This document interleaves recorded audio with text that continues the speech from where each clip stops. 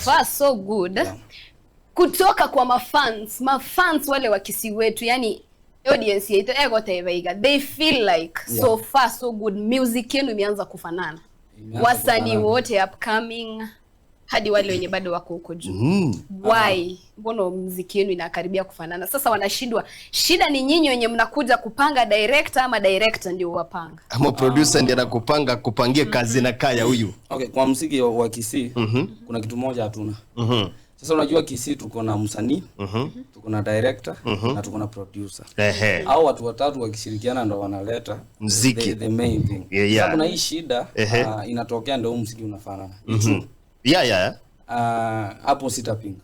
Sasa shida kubwa ndio hii nataka tuongelee hapa leo. Yes. Unajua kuna hao wasanii wenye wameipuka kidogo. Kuna wasanii wamefika level fulani. Hao ndio wanaangaliwa sana na upcoming. Yes. Like kuna msee sasa anaangalia anasema Mutsi anapiga muziki safi. Sparrow anapiga muziki safi. Kuna ile like lazima atake kuimitate kitu Sparrow anafanya. Okay, sasa na hiyo result inakuja ni same thing.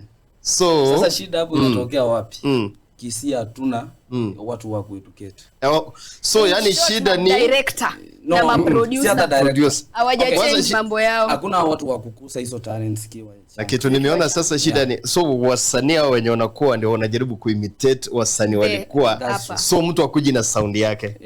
So ukiendea producer ukiimba vile yule msanii mwingine alipiga na yeye anakupigia beat na kaa ya msanii mwingine. Producer hata kuja kukuandikia song. Unajua kuna stylish. Fanya umekuja fanya uandishi wako huko.